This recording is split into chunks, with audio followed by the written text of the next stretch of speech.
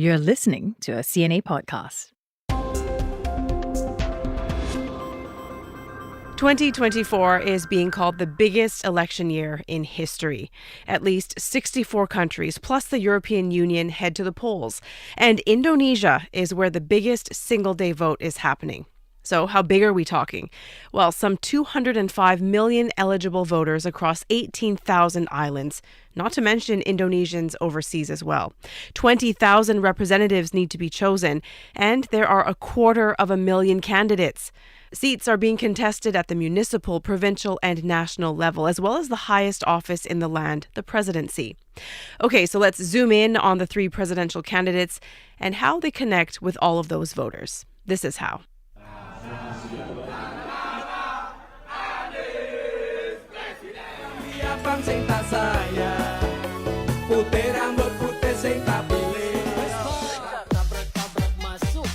Indonesia is among the world's biggest users of social media, and that's exactly where you'll find the presidential contenders. Just tap on their accounts. They're singing, dancing, posing for the camera.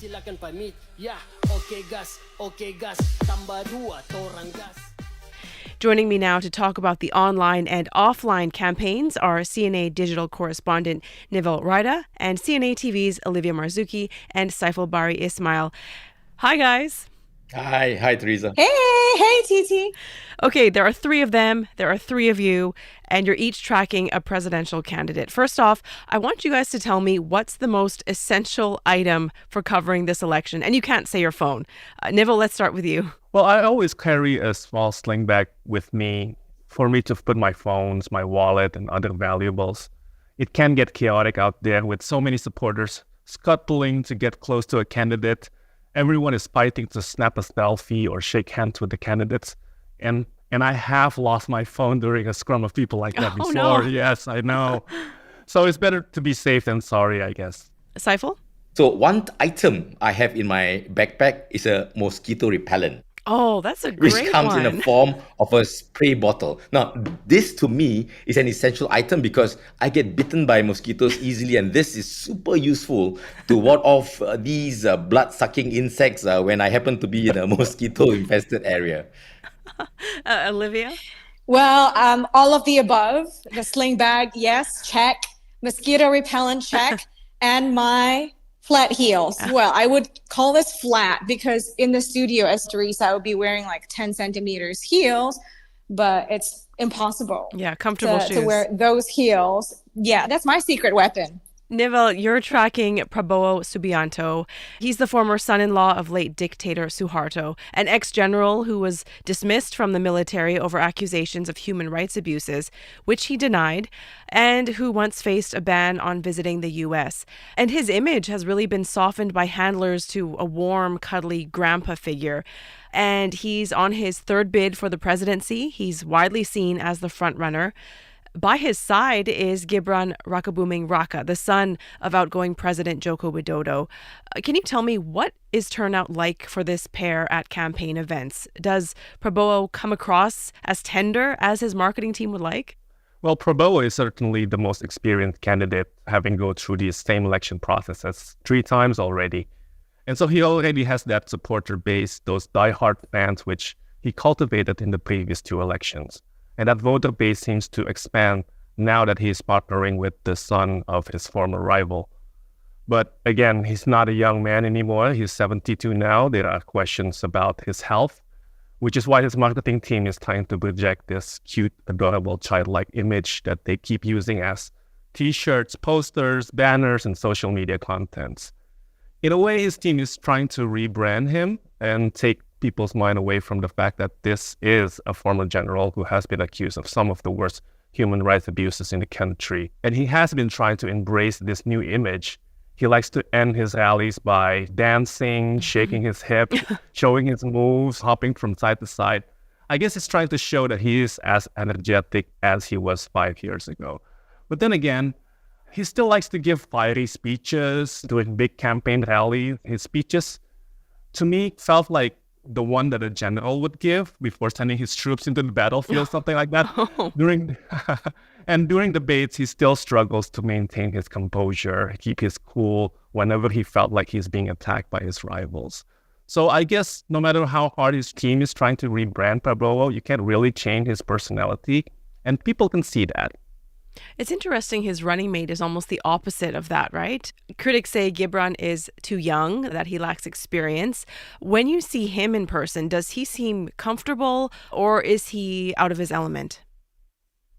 Yeah, exactly. Gibran to me is like the exact opposite of Prabowo. He's young, he's only 36, and he's only been in the bureaucracy for the last 3 years as mayor of a relatively small city. But he is the son of a very popular and much beloved president. So the turnout wherever he went is quite huge.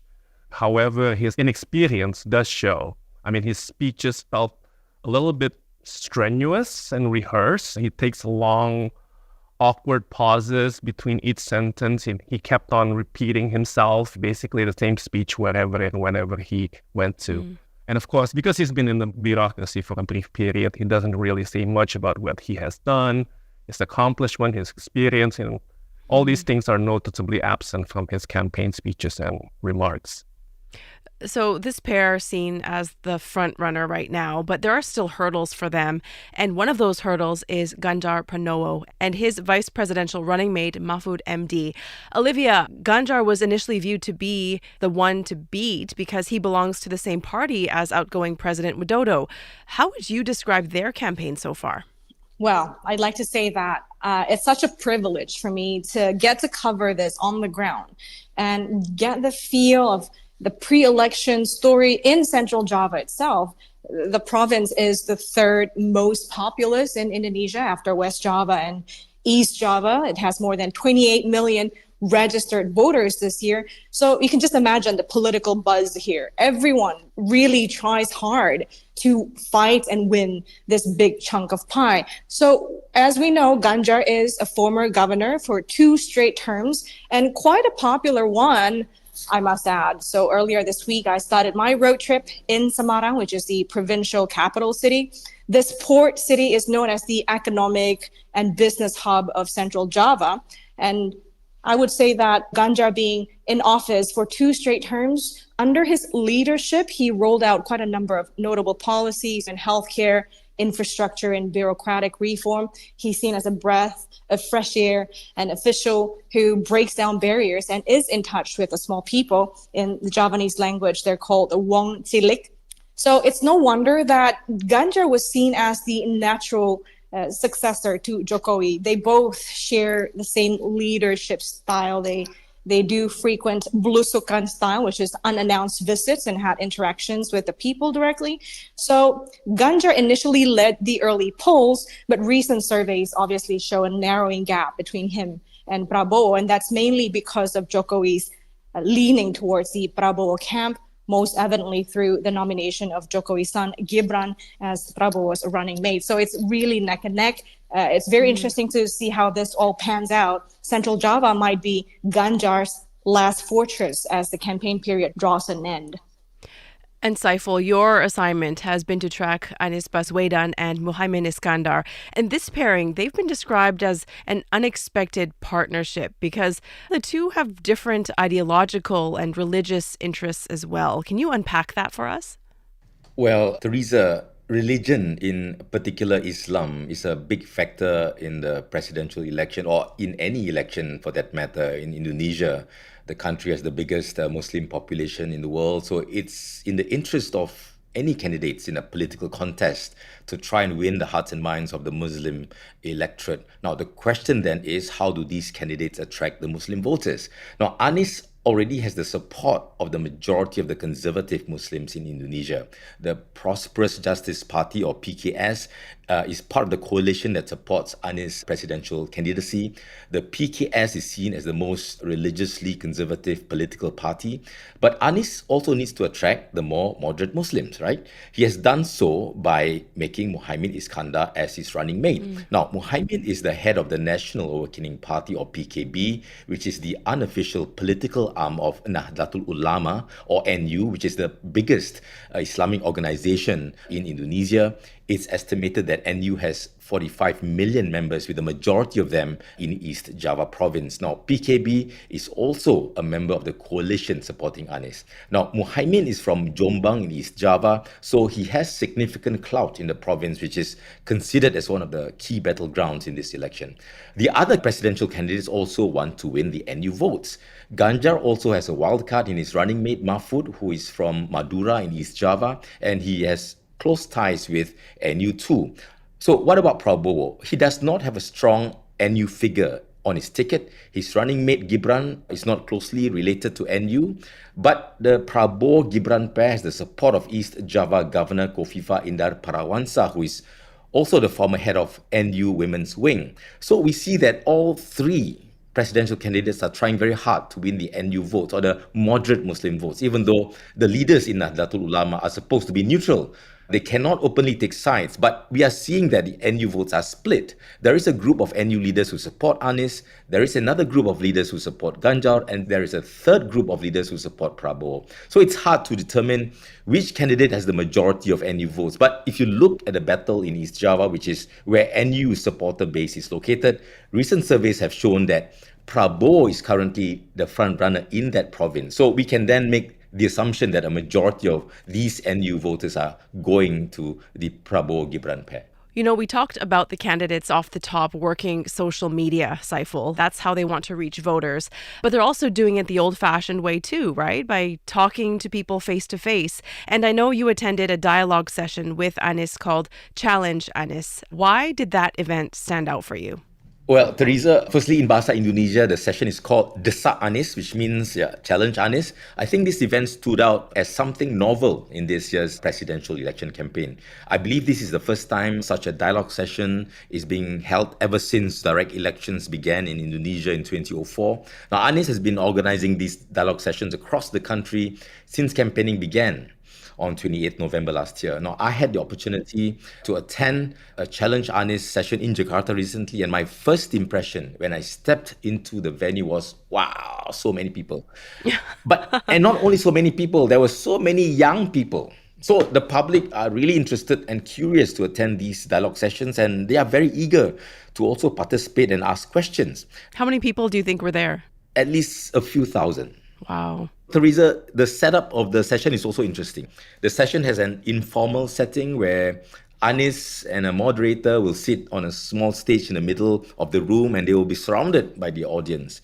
Now, each session is attended by different groups of people, and it usually lasts about 90 minutes. Now, Anies has engaged various groups like students, healthcare workers, women groups, and even farmers throughout the election campaign. Participants were also not shy to pose questions to Anies. And now you may be wondering also if these questions are actually planted by the organizers, who will only choose certain members of the audience to ask questions to prevent Anies from being caught off guard by some maybe strange questions. Well, Anies has given the assurance on many occasions that questions in the dialogue sessions are not planted nor manipulated. The Challenge Anies sessions was also so popular that other candidates also began to start similar sessions. Vice presidential candidate Mahfud MD started his own informal dialogue session called Tabrak Prof, which means hit Prof, encouraging participants to hit him with questions. But Mahfud, of course, has come out to say that his hit Prof dialogue session was not a copy of Challenge Anies. Now, Anies has also lamented that it was getting harder to find venues willing to host his Challenge Anies sessions after some of them were cancelled by the owner of the venue, who claimed that the organizers did not disclose in their permit application that Anies would appear at the event. Yeah, Saiful, you talk about seeing large crowds, and in those crowds are a lot of young people, right? Nivel, in terms of voter demographic, there is what some are calling a seismic shift happening this year. Young voters, they're front and center. They make up 52% of the voter base. That's just amazing. Now, I was looking at the candidates' social media accounts, and I saw them doing TikTok dances. I saw young women blowing kisses to the camera to support their pick. I saw memes. But does all of this really translate into votes? Well, not necessarily. While it is true that young people get most of their information from social media, you can only get partial information. Social media doesn't do a good job at communicating, for example, like complex ideas or who these people really are. And these young voters can see that because because they grow up using social media. They know people behave differently on social media than in real life. So I recently talked to social media analyst, Mr. Ismail Fahmi, and he told me that how candidates can engage their followers matters more than some well-polished, overly produced social media contents. And here's my interview with him. Millennials and Gen Z, they like things to be interactive and not superficial. They want natural interaction where they can have a dialogue as equals. Online campaigns like video streaming and interaction on TikTok have limitations in terms of communication. The questions cannot be comprehensive. That's why online is limited to light, positive, and fun content. But that is not enough. Gen Z demographically are already university graduates and college students, and they are smart. Gimmicks alone are not enough for them. And one danger with all of this online content, Olivia, is the very real challenge of misinformation. And as a journalist, that's a fight that many of us are battling right now. You actually had the chance to observe how fact-checking happens real time during the Indonesia vice presidential debate. Tell us about that.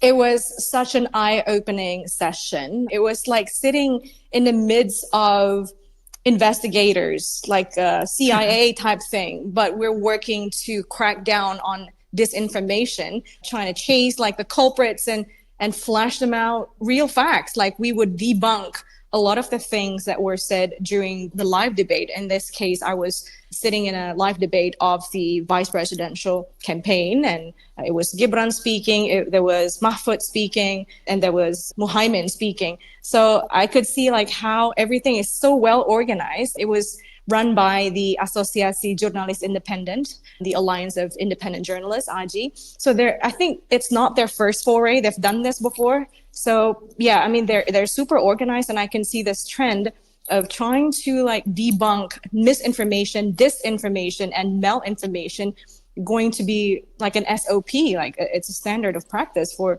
journalism and general elections in the future. Maybe one interesting incident was that, here we are battling disinformation, but our number one enemy is actually internet connection. The infrastructure is not really up to scratch.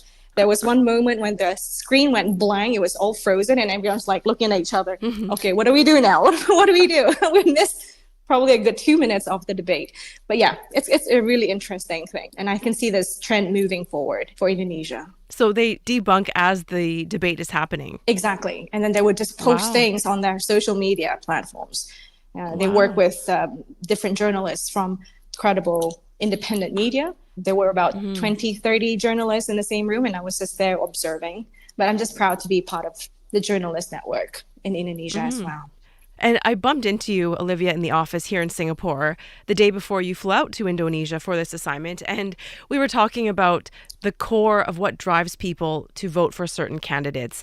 I know you grew up in Jakarta, and you told me how race and identity politics used to be a huge factor, but now you're not so convinced. No, I think the past 2-3 elections where we saw some people trying to use the race card, religious card, it doesn't work anymore in this time around. I spoke to many different political analysts and academics, and they say people are more mature. I think democracy in Indonesia has gone one level higher, and people can understand like which factors appeal to them the most. And race and religion is not so much of a big factor. It's more the misinformation about people's misstep, people's slip of tongue during the presidential debates that become a discussion and a weapon of attack to discredit competitors. So I spoke to one professor from Monash University, Indonesia, Dr. Ika Idris, and she had a very interesting observation saying that misinformation buzzers, political buzzers, become a new form of entrepreneurship. Let's have a listen. Fake news entrepreneurs, there are more of them. In the 2019, they were hired by organizations that support politicians, but now they know that they can make money from it, and then they make their own businesses. So it's more competitive, yeah. And then when I talked to one of them, they said like it's pure business. It's no longer, even though we don't like the candidates, but if they can bring money, so the business is growing right now. So, Saiful, what's your take? Anies played the race card in his bid to become Jakarta governor in 2017, and it worked. It's seen as what led him to beat Christian Chinese Indonesian contender Basuki Cahayapurnama, popularly known as Ahok, in the election. Do you think he's going to pull that card out again? What's the biggest issue on voters' minds, do you think? Well, Teresa, I would say that identity politics is not the biggest issue weighing on voters' minds in this year's election. I think people are more concerned about how the next president is going to improve their livelihood. For many Indonesians, it's about survival. It's about how they can get by the next day. Now, that's why Prabowo is telling voters like that he will give them free lunches and free milk for children if he gets elected as president. It's as basic as that. I don't think Anies will specifically play the religious or racial cards or what is known as identity politics in this election. The reason why identity politics may not be so prominent this time is because, firstly, all three pairs of candidates are Muslims. There is no chance. There is also no chance for any candidates to attack their opponents on the basis of them being less Islamic because each pair of candidates are supported by strong Islamic figures. As I've mentioned earlier, Anies has Muhaimin as his running mate, who is the head of the National Awakening Party. Prabowo has the endorsement of Kofifa Indar Parawansa, who is the head of the NU Women's Wing. Ganjar has Mahfud as his running mate, who has close ties with NU. So the situation is unlike in 2017 when Anies was up against Ahok, who is a Christian and Chinese Indonesian. Secondly, this year's presidential election is a three-horse race. So the probability of candidates using identity politics is less compared when it's a direct contest between two candidates, which is usually more competitive. Now, and thirdly, the role of Islamists has been less significant in the run-up to the 2024 presidential election. Their political power has been weakening because they have been targeted by the state. For example, hardline groups such as the Islamic Defenders Front or FPI have now been disbanded. And Anies has always been accused of using identity politics in his bid, right, to become Jakarta governor in 2017 by mobilizing the masses of Islamic conservative groups. However, this is something which Anies has consistently denied. And he tends to get visibly annoyed every time reporters ask him this question about identity politics. It's a label which he has been trying hard to shrug off, to be fair to him. And in my interview with Anies, he said that he's not only close with conservative Islamic groups, but he's also close with so many other groups like the Christians, the Buddhists, people with disabilities, and so on. Anies also said that the number of permits issued for places of worship was the highest when he was Jakarta governor. And there was also no significant rejection by minority groups against Anies when he was Jakarta governor. But we also must not forget that Anies is not the only one who allegedly used identity politics. Playing the religious and racial cards are common, especially in a political contest in Indonesia. Remember, in 2019, Prabowo was also accused of using identity politics when he fought against Jokowi during the presidential election. That 2019 presidential election was considered the most divisive in Indonesian history. Prabowo allegedly also mobilized the masses of conservative Islamic groups to help him during that election.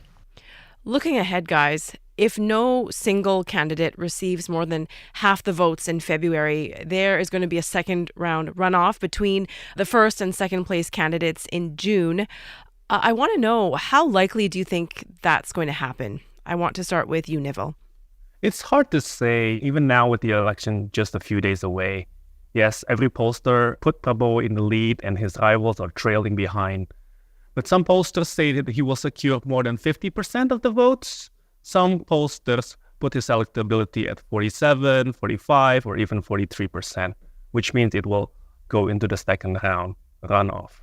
And there is still that question of who these undecided voters will vote for, and their number is around 5 to 6%. So I guess we'll just have to wait and see what happens. Olivia? I've asked the same question to every political analyst and guests that I speak to, and their answer is the same. If someone comes as the bottom of the chart, in this case, pollsters quite in consensus saying it's going to be Ganjar and Mahfud, so that means Prabowo Gibran and Anies Muhaimin would go head to head, yeah. Yeah. And this is going to be interesting because the PDIP ruling party, which backs Ganjar Pranowo, they have huge base of supporters. And so the wild card would be on the hands of Ibu Megawati Soekarnoputri, the head of the PDIP party, on who she wants to vote for or support. Saiful? Well, if we go by recent surveys, right, from various pollsters, then it's unlikely there will be a clear winner on 14th February. And we will all be talking about the presidential election again in the next few months, leading to the runoff. As what Nivel has earlier mentioned, some of these pollsters show that Prabowo Gibran are still the front runners in the race, but their electability has been stagnant, hovering around 40+%. So this is not enough for them to win in just one round, right? The Prabowo Gibran team has been pushing very hard for an outright win on 14 February to avoid a runoff. And this is because there is a possibility that they will lose in a runoff election. There is a possibility that Anies and Ganjar may gang up to fight against Prabowo in the runoff. Even online activists have also come up with the Four Fingers movement to encourage people not to vote for Prabowo Gibran, but to vote for either of the other two candidates instead. They said that Prabowo Gibran is not worthy of the people's votes given the various constitutional and legal maneuverings that the pair has committed. The Four Fingers also refer to democracy as the fourth principle of Pancasila, which is the country's national ideology and an international signal for help. So there's a lot of stake if Prabowo Gibran loses the election, and that's why the pair and everyone behind them, including Jokowi, want to win the election in just one round. Because if Prabowo, who is already 72 years old, loses again for the third time, it will probably be the end of his political career. Observers also said that Jokowi has put in so much effort to marshal support and committed various political maneuverings to try and secure victory for Prabowo and his son, Gibran, right? And if Prabowo still loses despite all this effort, it may also signal the end of Jokowi. Well, the countdown to February 14th is on. I know you guys are going to be very busy from now until then. And so I really appreciate your time today. Thank you, Teresa. Cheers. Thanks, Teresa. Be sure to watch our coverage of the Indonesia election on CNA and catch TV episodes of CNA Correspondent every Wednesday at 9:30 p.m. Also find the latest news anytime at cna.asia. The team behind this week's edition is Saya Win, Clara Ong, Crispina Robert, Craig Dale, and myself, Teresa Tang. Thanks for joining us.